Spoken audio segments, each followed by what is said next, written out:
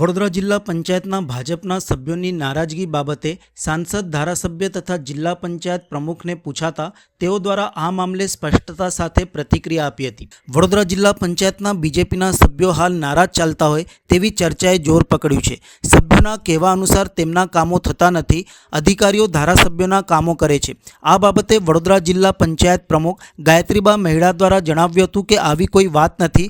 સભ્યોએ અમને રજૂઆત કરી હતી, જેને લઈને તેમને સમજાવાયા હતા। રાજીનામા સુધીની વાતને નકારી હતી। છે નહીં કે ધારાસભ્યશ્રીના કામ થાય છે અને જિલ્લા પંચાયત સદસ્યશ્રીના કામ નથી થતા।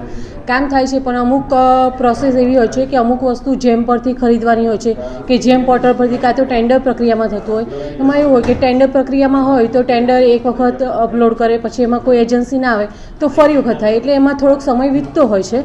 એટલે અમે સભ્યશ્રીઓને બી જણાવ્યું અને એ લોકો અમે સંકલનમાં જ હોય છે અને એ લોકોને અમને રજૂઆત કરી હતી, પણ અમે પછી એમને એવું કીધું કે આ પ્રોસેસ છે એ પ્રમાણે આગળ ચાલતો હોય છે પણ થઈ જશે અને કરી જ દીધા છે। અમુક બે ચાર કામો એવા હોય છે જે જેમ પર વસ્તુઓ ઉપલબ્ધ નથી હોતી, એ માટે એનો પણ વચ્ચે રસ્તો કાઢ્યો છે, કાં તો પછી એ કામ ફેરબદલી કરી આપશે। પણ થઈ શકે કે જેમ પોર્ટલની વસ્તુ છે કાં તો ટેન્ડર પ્રક્રિયા છે, આ વસ્તુમાં એવું છે કે જેમ પોર્ટલ પર જે વસ્તુઓ નથી અવેલેબલ એ પછી આપણે ઓનલાઈન નથી ખરીદી શકતા, તો એના બદલે આપણે કામ બીજું સૂચવતા હોય છે।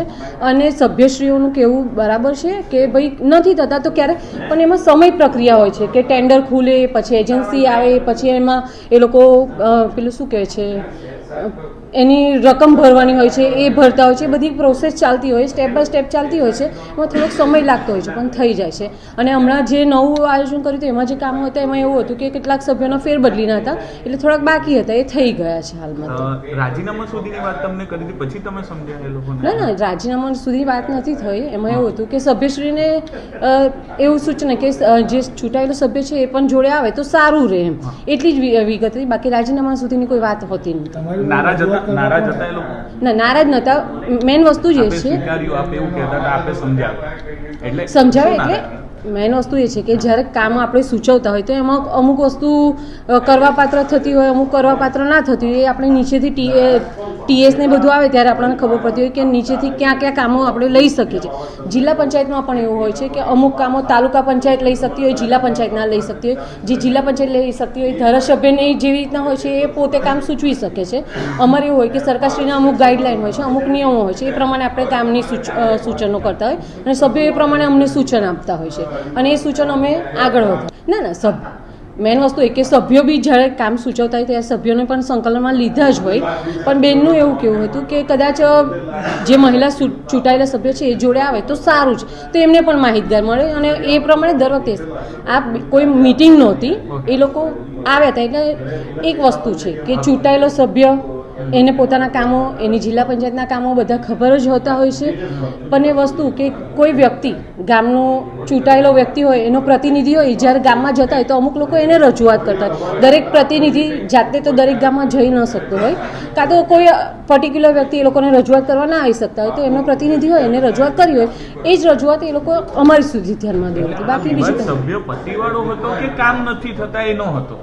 કામ થાય છે અને પતિવાળો પણ વિષય નહોતો। મેં એ જ કીધું કે એક નાગરિક આપણે ચૂંટાયેલો સભ્ય હોય કે હું હોય કે ગમે તે હોય, ગામમાં જતા હોય તો પ્રતિનિધિને પણ એ લોકો ગામના લોકો સૂચનો કરતા હોય કે એ આગેવાન છે ગામનો એક, એટલે એને સૂચન કરતા હોય, એની રજૂઆત પણ એ લોકોએ આજે કરી હતી, એના માટેનો જ આ વિષય હતો। બાકી એસપી માટેનો કોઈ સૂચનો નહોતા કે નહોતા કોઈ કામ થતા એના માટેના કોઈ સૂચનો।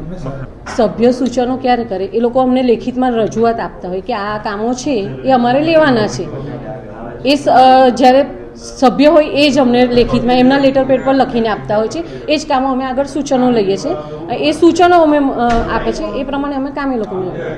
આ સંદર્ભે ધારાસભ્ય શૈલેષભાઈ મહેતાને પૂછાતા તેઓએ જણાવ્યું હતું કે અમારા ધ્યાનમાં આવું કંઈ આવ્યું નથી। મારા જિલ્લા પંચાયતના સભ્યો છે એમાંથી એક પણ જણે મને રજૂઆત નથી કરી કે અહીં રજૂઆત નથી કરી। કોઈ અમારા ધ્યાન પર આવ્યું નથી।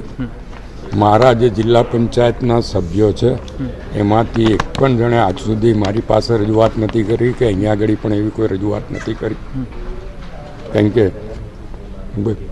ડભોઈ વિધાનસભામાં 6 જેટલા જિલ્લા પંચાયતના સભ્યો છે, એમાંથી હજુ સુધી કોઈ એવી કોઈ રજૂઆત કરી નથી કે રાજીનામાની ઓફર પણ નથી ગઈ, કારણ કે મોટે ભાગના એક જિલ્લા પંચાયતના ઉપપ્રમુખ છે અને 4 જેટલા વિવિધ કમિટીઓના ચેરમેન છે. એટલે ડભોઈ વિધાનસભાને આ પ્રશ્ન નડતો નથી એવું મારું અંગત રીતે માનવું છે. આ સંદર્ભે સાંસદ ડોક્ટર હેમાંગ જોશીને પૂછાતા તેમણે જણાવ્યું હતું કે આવી કોઈ રજૂઆત મારા સુધી આવી નથી. બીજેપીના સભ્યો હોય તો એ ભારતીય જનતા પાર્ટીની આંતરિક બાબત છે. જિલ્લા પંચાયતના પ્રમુખ અને સંગઠનના પ્રમુખ સાથે ચર્ચા કરી એવું કંઈ હશે તો ઉકેલ લાવીશું, એ બાબતે અમને વિશ્વાસ છે. આજની આ બેઠક અથવા એ બેઠકની પહેલાં આવું કોઈ પણ રજૂઆત મારા સુધી હજુ સુધી આવી નથી. આપે જ્યારે આ કહ્યું છે ત્યારે આ જો ભારતીય જનતા પાર્ટીના સદસ્ય હોય તો એ ભારતીય જનતા પાર્ટીની આંતરિક બાબત છે. માનનીય પ્રમુખશ્રી, જિલ્લા પંચાયત પ્રમુખશ્રી અને સંગઠનના પ્રમુખશ્રી બંને સાથે ચર્ચા કરી અને એવું કંઈ હશે તો એનો અમે યોગ્ય ઉકેલ લાવીશું, એ બાબતનો અમને વિશ્વાસ છે.